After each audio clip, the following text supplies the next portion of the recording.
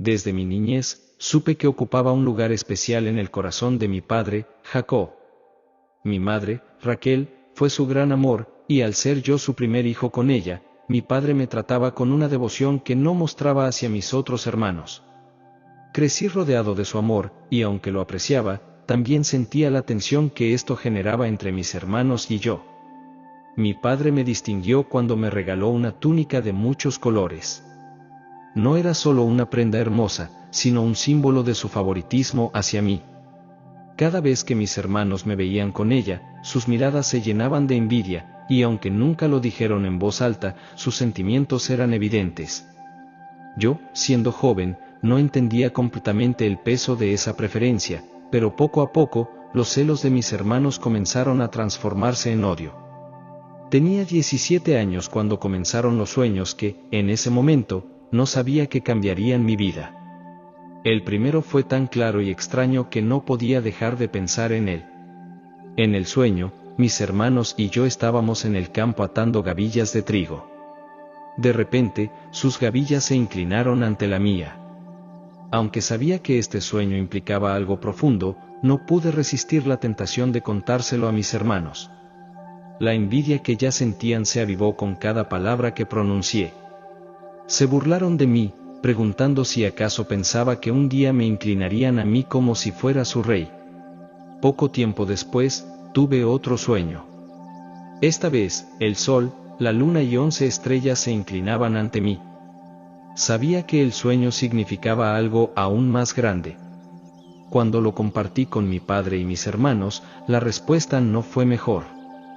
Mi padre, aunque inicialmente molesto, pareció reflexionar sobre mis palabras, mientras que mis hermanos solo vieron otra razón para odiarme más. En ese momento no entendía completamente el propósito de estos sueños, pero sabía que eran importantes, que de alguna manera estaban relacionados con el plan de Dios para mi vida. Un día, mi padre me envió a buscar a mis hermanos, que estaban cuidando los rebaños en Siquem. Me alegré de la oportunidad de verlos, a pesar de que sabía que nuestras relaciones estaban tensas. Caminé largas distancias para encontrarlos, y cuando lo hice, desde lejos vi cómo hablaban entre ellos con expresiones sombrías.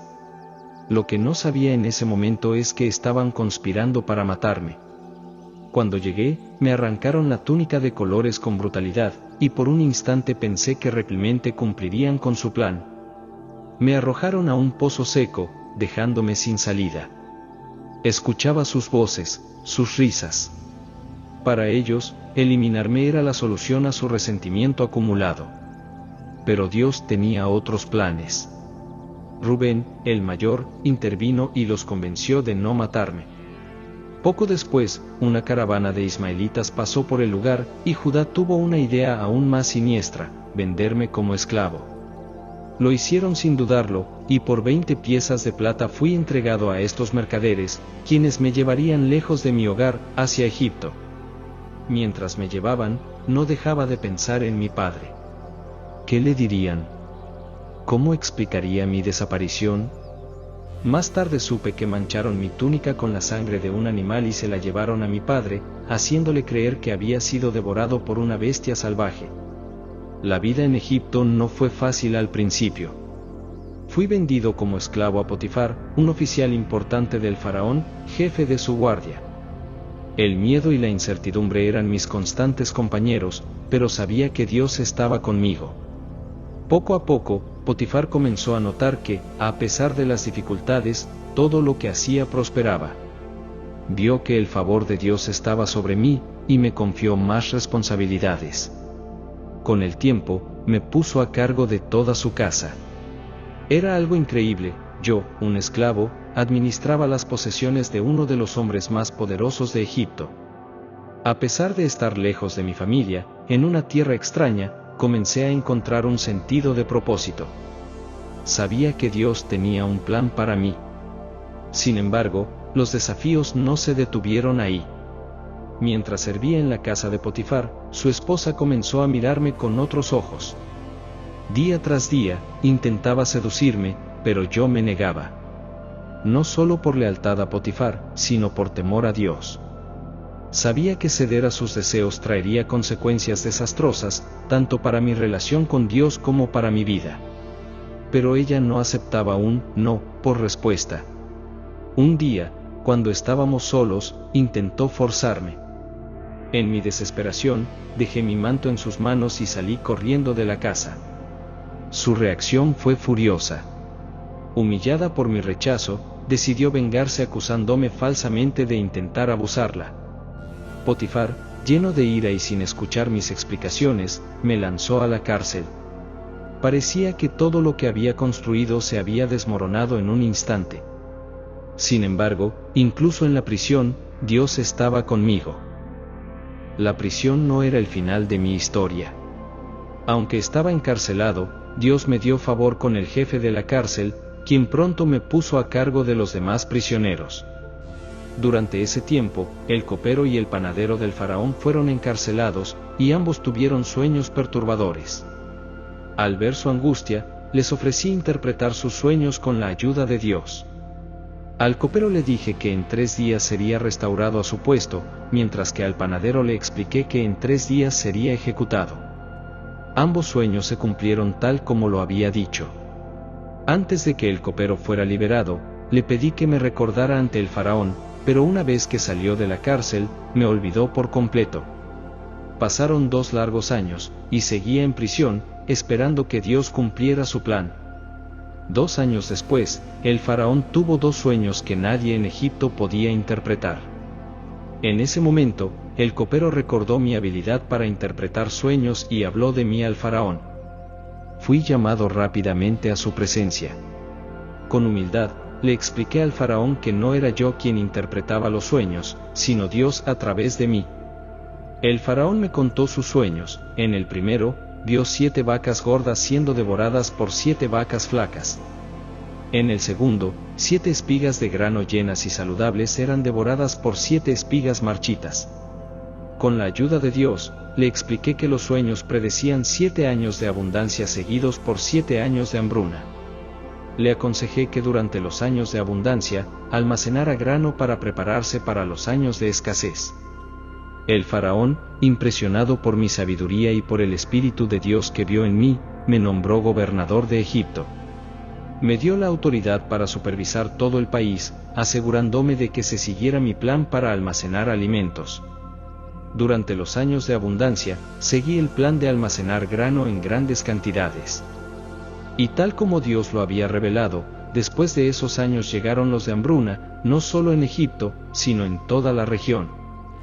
Gente de todas partes venía a Egipto a comprar alimento, y entre ellos, estaban mis hermanos.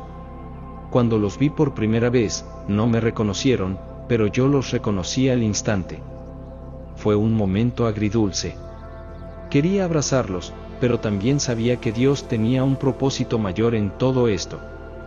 Decidí ponerlos a prueba. Los acusé de ser espías y retuve a Simeón, exigiéndoles que trajeran a su hermano menor, Benjamín, la única forma en que demostrarían que no mentían. Cuando finalmente trajeron a Benjamín, lo sometí a otra prueba. Ordené que le pusieran mi copa de plata en el saco de Benjamín y luego lo acusé de robo. Quería ver si mis hermanos lo abandonarían como me habían abandonado a mí. Para mi sorpresa, Judá se ofreció a quedarse en lugar de Benjamín. En ese momento, supe que habían cambiado. Ya no eran los mismos hombres que me habían vendido como esclavo. Con el corazón lleno de emoción, no pude contener más mi identidad. Con lágrimas en los ojos, ordené que todos salieran de la sala excepto mis hermanos, y finalmente me rebelé a ellos. Les dije: yo soy José, su hermano, a quien ustedes vendieron como esclavo en Egipto. Al principio, no podían creerlo. El shock y el miedo llenaron sus rostros, porque pensaban que les buscaría venganza. Pero les aseguré que no debían temer. Les expliqué que todo lo que había sucedido había sido parte del plan de Dios. Les dije: no fueron ustedes los que me enviaron aquí, sino Dios, para preservar la vida de muchos. Ahora, con la hambruna devastando la tierra, yo estaba en una posición para salvar a nuestra familia y a muchas otras personas.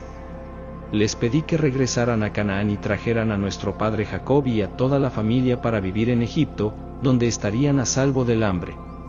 Los abrazos y las lágrimas de reconciliación llenaron la sala.